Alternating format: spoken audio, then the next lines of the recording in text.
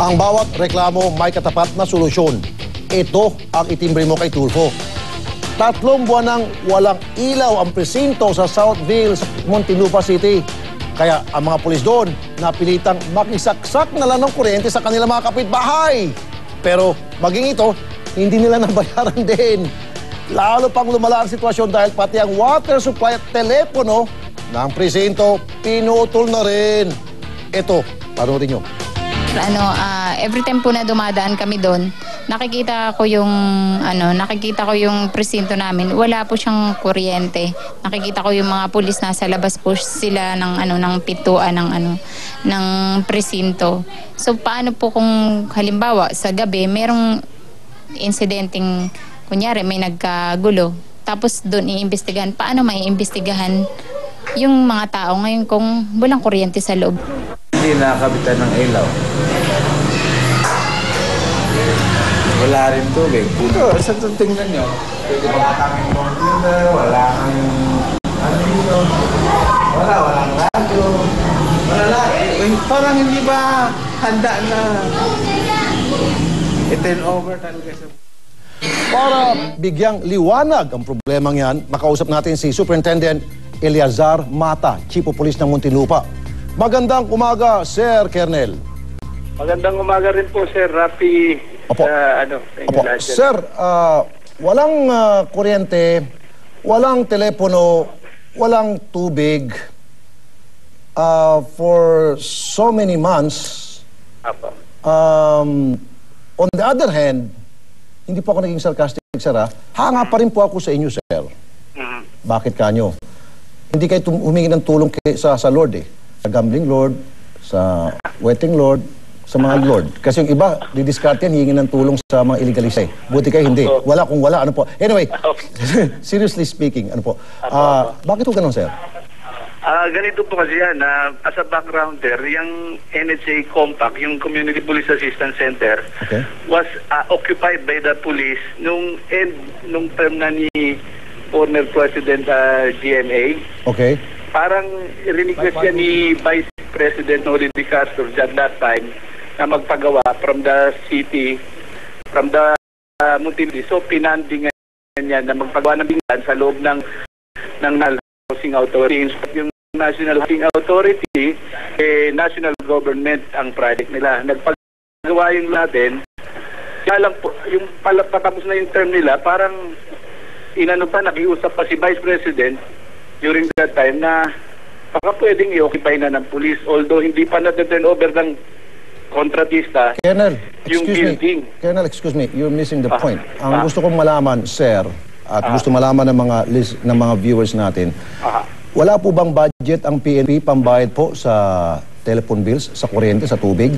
Actually, wala siyang connection ng telephone bill, wala siyang connection ng tubig, wala siyang connection ng ilaw kasi hindi pa nga siya completely turned over. Ginawan lang namin siya ng paraan. Hindi pa presinto yan, sir. Mabuti pa yung mga nasa squatters area at maayos-ayos pa yung sitwasyon nila. Sa inyo, sir, Timos, nakikita nyo sa screen, ang dilim, walang tubig. Po, paano kayo makakapag-responde ng maayos sa ating mga mamamayan magbigay ng solusyon sa kanilang problema samantalang sarili nyong problema, hindi nyo kayang solusyonan. Napaka-liit lang problema yan.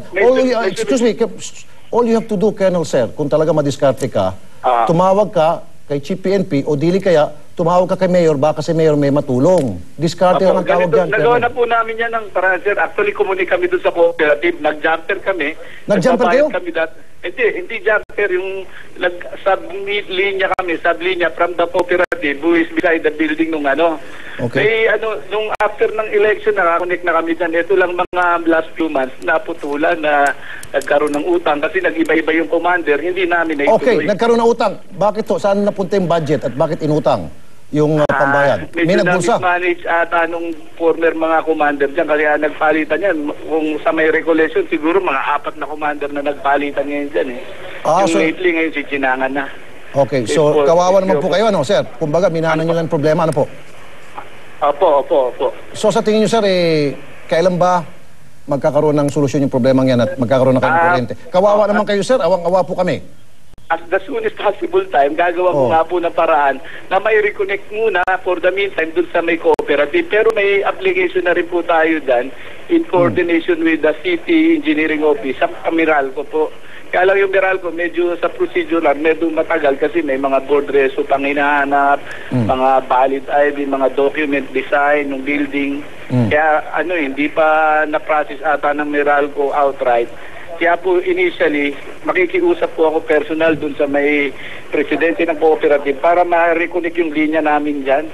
Pero sir, alam mo, kuryente. ang the best na gagawin nyo, sir, kausapin nyo si Chief PNP, kausapin nyo yung inyong mayor, may matutulong yan sila kaysa sa mga kooperatiba kung sino-sinong Poncio Pilato binabanggit nyo. Chief PNP lang po katapat niyan at saka yung mayor. Kung sakali man sabihin ni Chief PNP, bata, wala tayong budget. Di tumakbo kay mayor, baka may magawa si mayor. Nakausap ko na rin sir si mayor regarding that pinaalam. Ano sabi ni mayor? Kaya nga yung engineering office nga po, nag-apply na nitong... Pero huwag kayo lumapit kay Boy Negro, ha?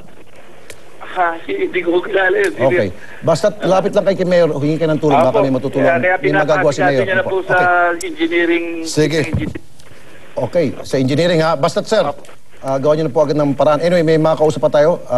Isa pang tao na siyang maaaring makakapagbigay ng kasagutan mga kapatid sa problemang ito. Anyway, Colonel, maraming salamat ha.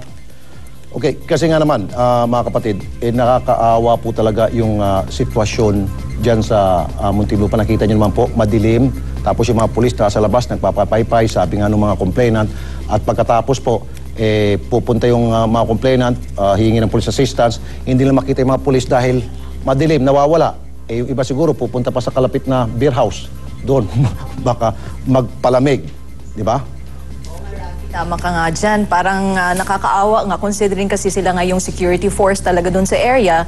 So, paano nga naman nila mababantayan yung mga mamamayan doon kung hindi nila makasika? Yes. Yan yung importante komunikasyon eh. Pag may emergency problema, tatawag yung mga tao na ngailangan ng assistance. Paano sila makatawag? Sino tawagan nila? Walang putol yung linya ng telepono eh. Okay. Makakausap din po natin si National Capital Regional Police Office Director, General Nicanor Bartolome. Magandang hapon or magandang umaga, Sir General. Magandang umaga, Rafi. Good morning po. Good morning sa lahat. Good morning po. General, yung pinag-usapan po namin tungkol sa presinto sa Muntinlupa, Sir, wala pong kuryente, wala pong tubig at wala pong telepono. Paano po yan, Sir? Ano pong remedyo magagawa po natin, General? Oo, Rafi, inalam ko na kanina yon na ito ay yung nasa bandang Southville. Opo. May poblasyon din ito, pero boundary na ito noong Laguna and Cavite. Opo, Sir. Doon sa pagkakatabi sa ng hepe, yung OIC natin doon, ay ginamit kasi agad nila ito even if hindi pa nakukumpleto lahat yung mga amenities na kinakailangan dahil kailangan na nga ng mga presence ng mga pulis natin doon. Nasa loob ito na National Housing Authority compound eh. Okay. So, Sir, kailan magkakaroon po ng ilaw na dyan, Sir? Kailan po mabibigyan ng solusyon, General, yung problema? Rafi, pakiulit. Kailan po magkakaroon na ng ilaw, telepono, especially po yung telepono, komunikasyon po, tubig? Actually, na-apply na sila, Rafi. Na-applyan na ito. Inumpisahan ng mag-submit ng dokumento. Okay. And then, yung katabing kooperatiba, initially, doon sila makikipag-coordinate doon sa paggamit muna at doon sila magbabayad sa kooperatiba while yung processing ay hindi pa na-approve. Yung linya talaga ng kuryente papunta ron. Opo. So, ibig sabihin, Sir, before January, hopefully, tapos na po yung problema at meron na po silang ilaw, tubig? Yes. Hopefully, within this month, mapalagyan na ito ng kuryente. Kung hindi